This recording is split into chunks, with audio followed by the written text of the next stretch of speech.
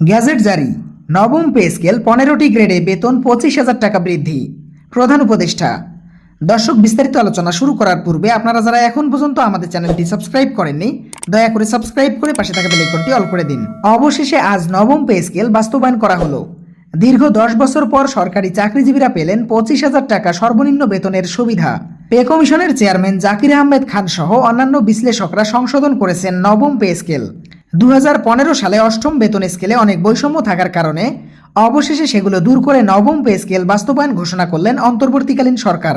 বাংলাদেশের 14 লক্ষ সরকারি চাকরিজীবীদের দুঃখের অবসান ঘটালো ডক্টর ইউনূস।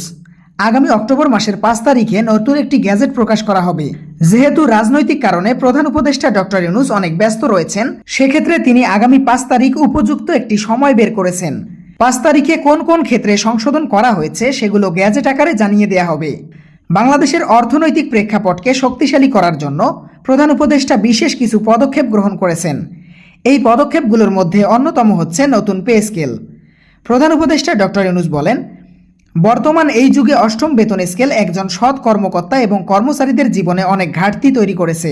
যারা সৎ উপায়ে চাকরি করেন তাদের জন্য প্রধান উপদেষ্টার পক্ষ থেকে এটি হতে পারে বিশেষ উপহার।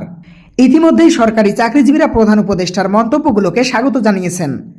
জরুরি ভিত্তিতে আগামী 5 অক্টোবর গ্যাজেটের মাধ্যমে সরকারি চাকরিজীবীদের অর্থনৈতিক অবস্থানকে স্বাবলম্বী করা হবে বলে জানান কর্মকর্তারা। দর্শক, ভিডিওটি চলাকালীন সময় বরাবরই ছোট্ট একটি রিকোয়েস্ট করতেছি, যারা এখন পর্যন্ত আমাদের চ্যানেলটি সাবস্ক্রাইব করেননি দয়া করে সাবস্ক্রাইব করে পাশে থাকা বেল আইকনটি অল করে দিন। অর্থ উপদেষ্টা ডক্টর সালাউদ্দিন আহমেদ বলেন, ইতিমধ্যেই নবম পে স্কেল বাস্তবায়ন করার জন্য সকল ঘাটতি পূরণ করা হয়েছে। প্রতি মাসে এবং বাৎসরিক যত টাকা ব্যয় হবে সেগুলোর হিসাব নিকাশ সহ চূড়ান্ত প্রতিবেদন তৈরি করা হয়েছে। প্রতিবেদনের মধ্যে বিশেষ কিছু তথ্য উল্লেখ করা হয়েছে। তাদের জন্য 45% হারে ভাতা নির্ধারণ ছিল।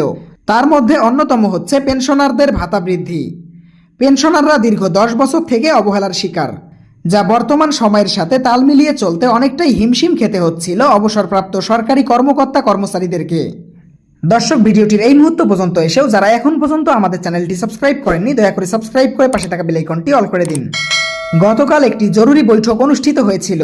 এই বৈঠকে অর্থ উপদেষ্টা 20টি গ্রেড বাতিল করে নতুন আঙ্গিকায় 15টি গ্রেড পুনর্গঠন করার প্রস্তাব দেন। এই প্রস্তাবকে অনুমোদন দেন পে কমিশনের চেয়ারম্যান জাকির আহমেদ খান।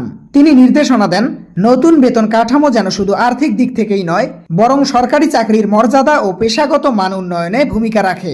পে কমিশনের চেয়ারম্যান জাকির আহমেদ খানের নির্দেশে সরকারি চাকরিজীবীদের সকল দাবি পূরণ করা হচ্ছে।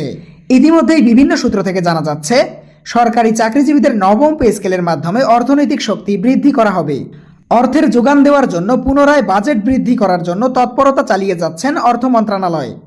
জানা যাচ্ছে নতুন বাজেট সংযোজন করা হয়েছে এবং এই বাজেট সরকারি চাকরিজীবীদের নবম পে স্কেল বাস্তবায়নের চূড়ান্ত রূপরেখা তৈরি করবেন কর্তৃপক্ষ। দর্শক, আজকের ভিডিওটি এই পর্যন্তই। আশা করি ভিডিওটি থেকে অনেক উপকার পেয়েছেন। যদি পেয়ে থাকেন তাহলে অবশ্যই আমাদের চ্যানেলটি সাবস্ক্রাইব করে পাশে থাকা বেল আইকনটি অল করে দিন।